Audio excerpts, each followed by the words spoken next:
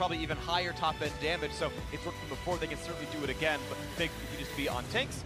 Seems to be okay for them. And they do also have this combination of the Hextech Ultimatum and the Hero's Entrance from Galio to guarantee an initiation on one member. That member is Uzi, to be clear. No way to cancel that out when you get enough duration on the ultimate as you get levels on the Hextech Ultimatum. So even though Split Push Camille is the first order of business, the backup team fighting is there with this particular solo lane duo.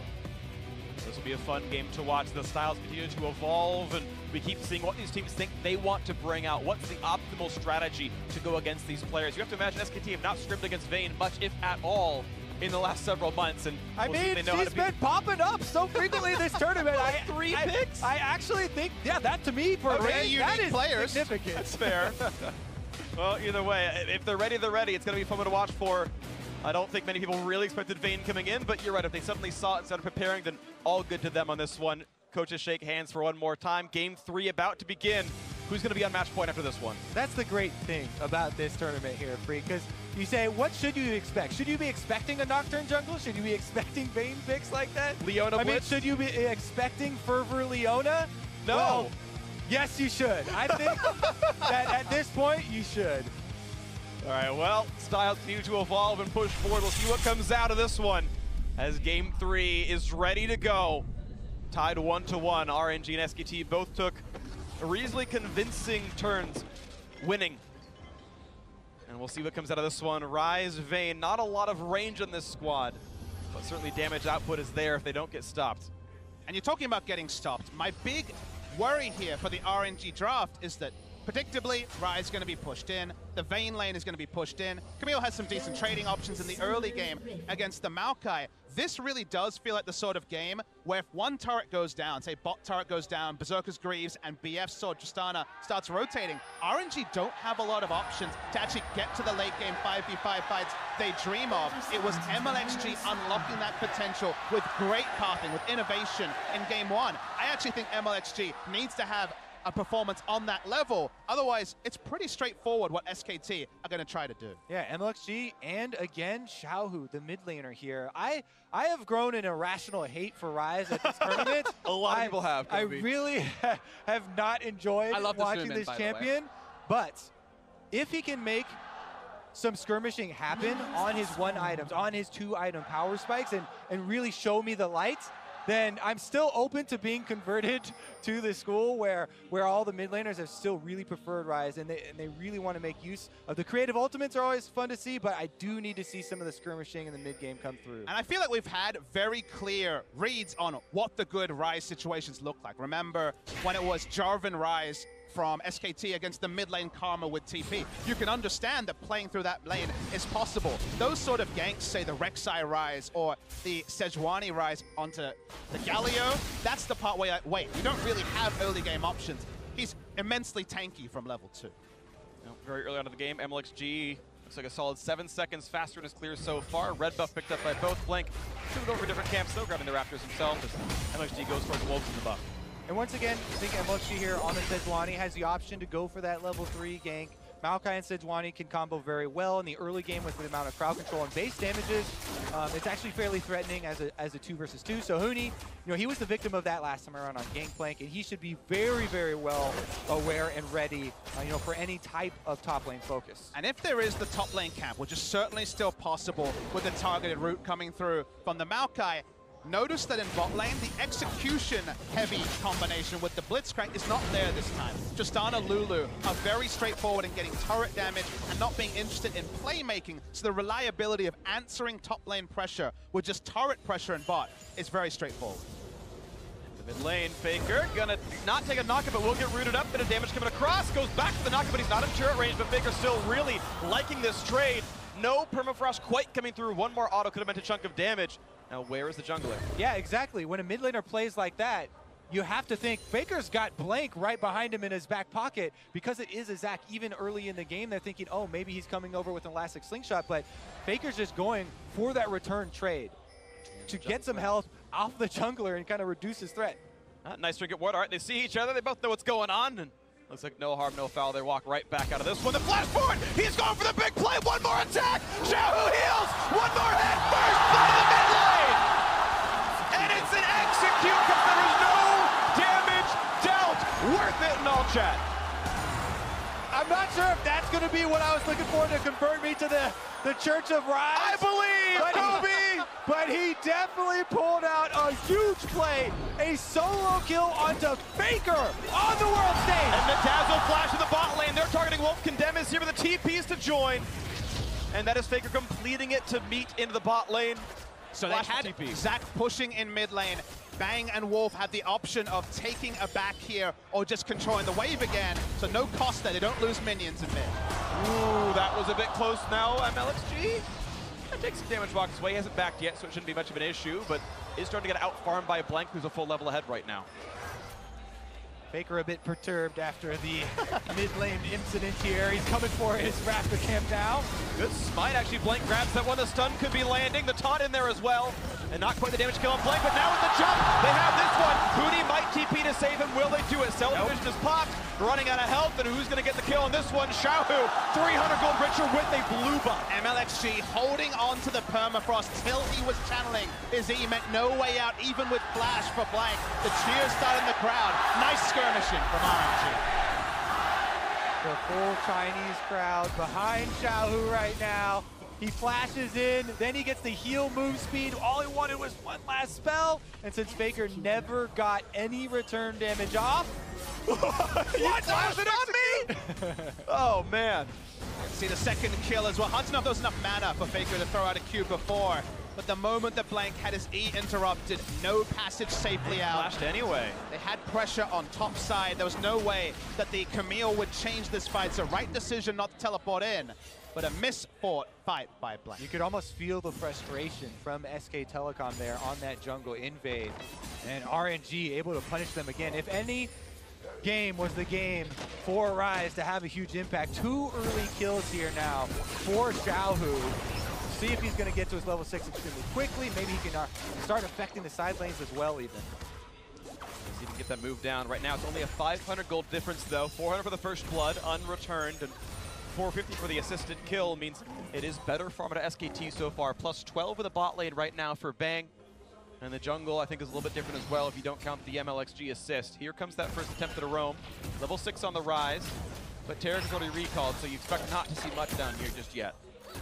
SKT just going to be focused on the bot lane turret. Faker will have level 6 soon. Note that while Rise picked up 2 kills, no one is shut down like Huni was in game 1. So while the early kills and the early disruption advantage does go the way of RNG, it's not at the cost of the base game plan of push, push, push in the bot lane. Yeah, don't let the mid lane antics distract you from how bad of a matchup Vayne Tarek into Tristana Lulu is.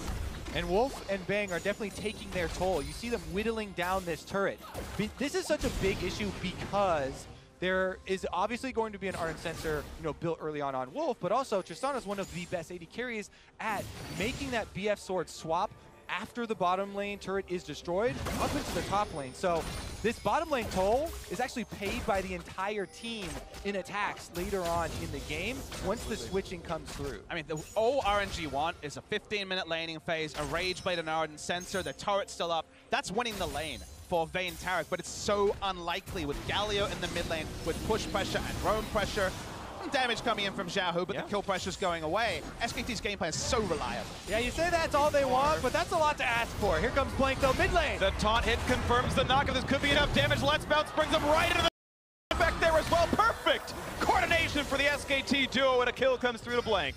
Lane gank from Zach, and that's a big one that gets them rolling. They can roam bot lane, although Faker is out of mana. You're right, Kobe. It is a lot to ask for. The laning phase may be over pre-10 minutes. Blank goes for a little bit of a bomb into the mid lane. But damage back and forth, not a huge issue. But you're seeing now SKT suddenly 400 gold up in this game. The bot lane still not able to get much. Yeah, Dazzle's cute, but doesn't do that very much here. Now Blank looks for some deep pressure. Says, never mind, I'll just put a ward down. Yeah, one of the things that you always look for as a jungler, after a successful gank, especially on something like mid lane, when you push the minion wave in, it becomes a choice for the enemy jungler. Either they're going to have to go soak up that minion wave and reveal themselves on the map, thus giving up pressure in their jungle, or, they lose out on the minion wave completely and they try and keep themselves out of your vision. But SK Telecom, because the choice was made by MLG to go soak up those minions, takes the opportunity to get deep wards on both sides of RNG's jungle because of the success in mid lane. And the ward on the blue buff is so important because the longer it is there, you know Sejuani is bot side because her first job, if she goes to the top side of her jungle, is to get the blue buff for Ryze and help the Ryze push in against the Galio, at least match the wave clear. So the longer that buff stays up, the pathing is pretty straightforward for SKT to dissect. Looking at the blue buff right now on both these sides. The junglers here, the mid lane is coming by as well. Xiaohu right now has the inside track, looking for this play as Classic slingshots right back out. No vision right here. It's not the brush, but a nice smite. MLXG combos it well. But now Faker sees Xiaohu, gets the knockup, trades in a bit more damage, and the taunt actually turns into basically nothing. Faker just lets it go immediately, walks away. Yep, it looks like they canceled the call for the 2v2 there. They have enough respect for the Sejuani, especially post level 6 here, and the Ryze duo. Definitely fearsome. Bottom lane getting pushed in by RNG. Means that Uzi as well can roam. We talked about that extended laning phase drain. It's kind of happening in the bot side. There's been no backs. There's no one-item punishment to match the one-item power trough, going for a pickaxe into a recurve, sitting on a recipe, and also the blasting one. So the longer RNG and SKT stay in parity in bot lane, the more it really does help out the Vayne, who has just now backed for the first time. One of the biggest, beneficiaries has been this bottom lane because, as you talked about so many times, Papa Smithy, the Galio in the mid lane, such a big facilitator, could be the next straw here that breaks the camel's back and blows open that bottom lane turret. And once that domino falls, that's where you see the lane swaps coming in. But there's so much pressure on mid lane, they haven't found the opportunity. Here comes the big play, the flash to stun up Faker. The rest of the team not going to come through just yet as the TP does come in for Let Me. Bounce brings him back in. Faker's been stopped. The ulti not quite going to land, but the rest of CC is still going to come through. Faker running for his life, but no summoners to save him now. The rest of the chase should be just a formality. And Uzi shows up crucially. 4 assists to give the Vayne a kill. Thank you for the Rage Blade fund. That one is going to come in for Uzi even quicker now as he roams up on the Vayne in time to get the last hit and still back down to the turret in time for the cannon minion. There's not really any punishment from SKT. They couldn't push the bot lane in fast enough. Camille was pushed in and too early for there to be a Tiamat that's going to be rushing towards the Trinity Force. You notice Blank gets the read very early because you see the duo come in. Blank could jump anywhere. He quickly realizes teleport's coming in. Taric and Vayne are going to win the race to pick him up in the mid lane. It's going to be 5 members and only Faker. Yeah, the early teleport here from RNG. They know they have the advantage from the top lane because Let Me has quietly been doing his job there on the Maokai and had the teleport advantage. Fully orchestrated and well collapsed there to continue to attack Faker. Going to the source of the global, something we've been saying for 7 years, and is still very much viable. But notice, we normally talking about Shen with no wave clear. Galio has the wave clear, so tanky. You don't normally see that being a winning style. In the bot lane, the turret's almost down his mid lane. Looking for winning out in the mid lane, though. The hard CC going to be landed and chained together. Look at the burst to crowd onto Xiao, who forced to run away. Does get knocked up. Good aim by Faker. The rest of the team coming across, gets the shield, tries to one. He will just get out of range. Set on a heal, buys a bit more time as he looks to turn it back in, but don't know if they have the damage to knock down Faker. MLXG still in the chase, pops the ulti for him, but a nice toss by some time. Blank back in. Another shield comes through with the Ryze. Do you believe he stays alive? I am thoroughly enjoying these 2v2s mid. And they're going to knock him down. Do you have to believe it? No, they can't quite get the damage. Yes, they do. Will it be another? Not just quite, but the turret turns to the cell division. But can you respect Galio's damage up? But now Wolf, he's hunting. He smells blood in the water. Lulu. He's okay.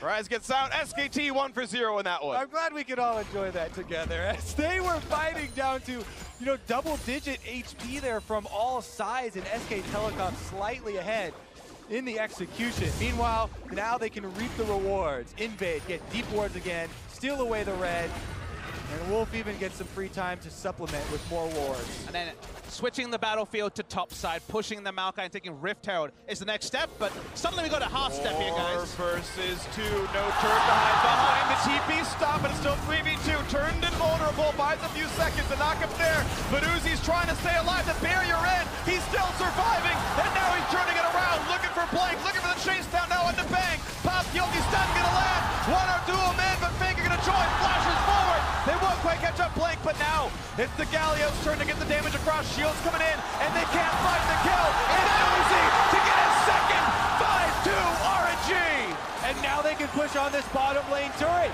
They can try and get the objective afterwards. It's RNG making the push. The fans know it. It's such a big turning point. Let me interrupting the teleport led on to everything that happened there for SKT. Sure, they could have another global, send in the teleport from Faker, but all the damage was not there, and they were not able to cement the kill onto Uzi. Just like you alluded to last game, Papa Smithy. Let me quietly doing his job in the top lane on that Maokai. Yet, two of the biggest moments in this game enabled by that Maokai. On paper, perfect move from SKT. Notice Let Me still does not have teleport.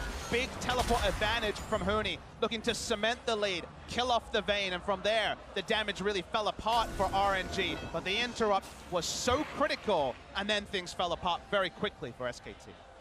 I do want to give a lot of credit to Let Me. Blind picks his champion. No jungle help that I can remember on either side of that lane has been more impactful this game so far. See the teleport coming in, perfect teleport ward put down from Blank as he bounced over, but just a twisted advance, maybe even a Q. Interrupts here, we'll see it, twisted advance, nice and easy, he was in vision. So Huni could have been more defensive on the teleport, went for an aggressive one, and then it came to this point where they just could not kill Uzi through heal and Barret.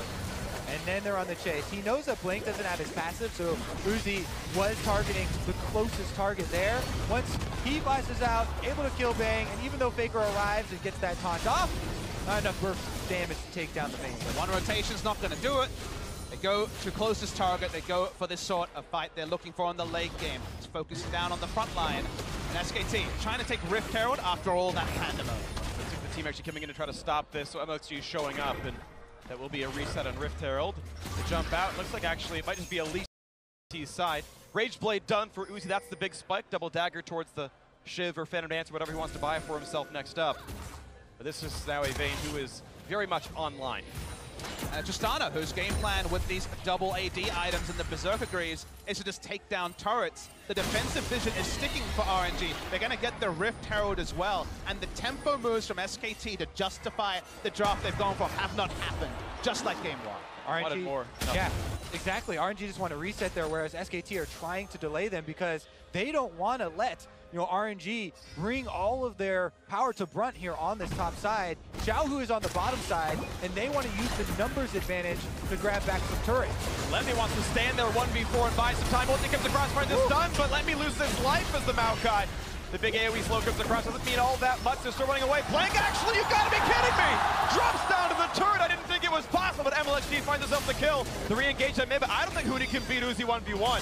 MLXG threaded the ult onto the Tristana, and once again, no damage from SKT to actually force a kill. They just want the turret, but RNG have bought time, and they're also getting the free farm on Uzi in the mid lane. A huge lapse in judgment there from Blank. Doesn't have the cell division to rely on, no passive available still yet.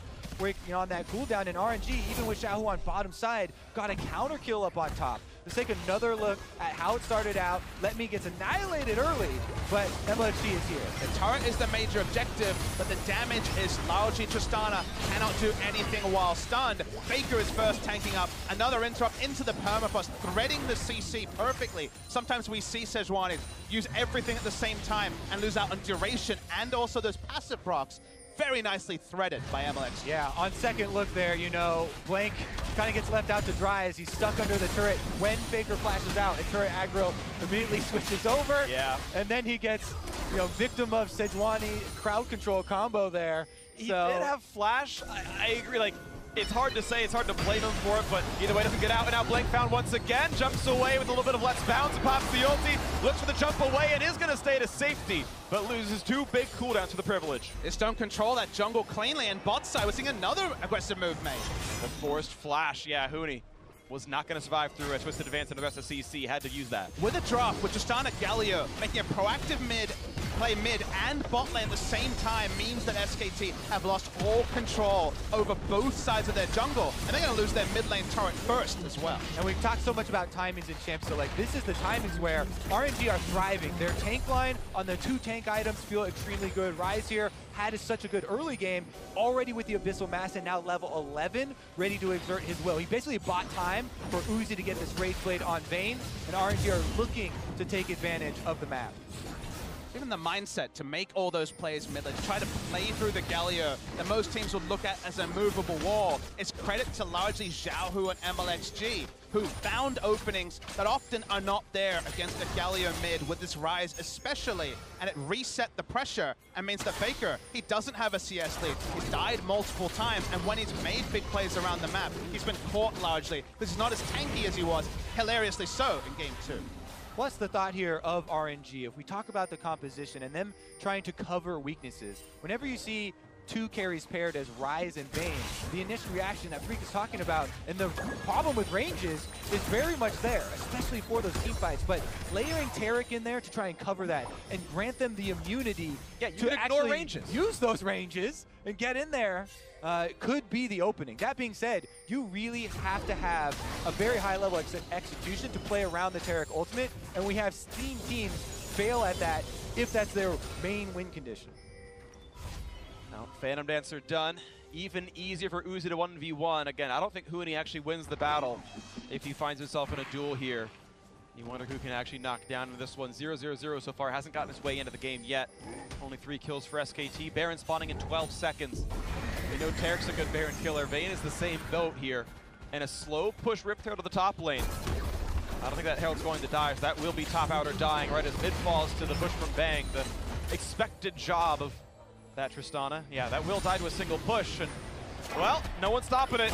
Goodbye, turret. Meanwhile, fighting the top side, looking for Bang. They rid him up to chase 40. Flash to safety, but one more shot will do him in. And Xiaohu finds it. Faker now amidst 4. The push is in. Do they have the damage they need to kill him off? The chase continues in, and he's not going to be long for the world. And they're invulnerable under the turret. That's going to be number 3. Cell Division be damned. They will get the damage. You've got to believe it'll happen. A double kill for the Vayne for Uzi 4-0-2. And again, such intelligent shot calling here from RNG. They know they want to abuse their item power spikes right now, so they drop the Riptail top as a distraction and run straight through mid. This seems unstoppable now. Who's even going to block this Baron kill? It's Huni on a Camille just running away, taking Krugs as a secondary Riptail from ages ago. The Riptail is actually still alive. They're going to get the big brother of the Baron as well. Sub 21-minute Baron pickup for almost 5,000 gold lead. RNG had finished Phantom Dancer, meant they were never going to control waves. They had to choose the right fight. This one was crisp. Easily able to chase down Bang there. Uzi goes with the ultimate. Out of the knockup there for Faker, then re-engages, and they chase SK Telecom back to their own fountain. And the moment the Bang dies first, you can hold the Cosmic Radiance for the turret dive, because you no longer respect the damage from any source other than the turret. So they hold on to it, they can pick up the Zac through Cell Division. I love it when a team itemizes for a specific purpose and then executes on it instantly. They could have gone shift, they could have gone into the Hurricane and tried to wave clear. They were not interested in wave clear. Faker and SK Telecom stopped Uzi in 2013. They stopped them just last year early on in quarters. But this time around, Uzi is coming for that final spot, and they are making a hard push here in game number 3 to make that happen. It may be a historic matchup, but RNG have never taken 2 games in a best-of-5 over SKT. To go up 2-1 would be history being written. Well, we've seen the 2-1s be turned back before here at Worlds. You can never count them until they hatch.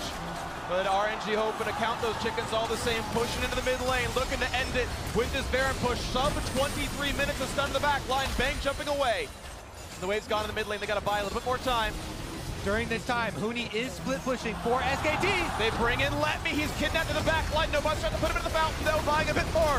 And now onto the turrets a little bit longer. The Cosmic Radiance buys a few more seconds as well. As Faker taking a lot of damage, forced away. Turret number 1 falls. The health bar's getting a bit low, but they've got to respect this.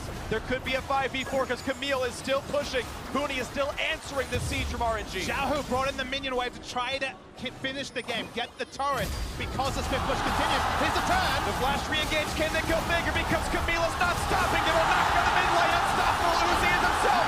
And Wolf is going to be skinned as well. Here's the teleport now. Huni needs to keep his team alive. 5 versus 3 to win the game. To go up 2-1. Uzi on the fountain. Flashing away, getting away from Huni. Looking for the damage up, but can they get rid of it? Yes, they can. No one left to stop them. RNG are a single game away from making history.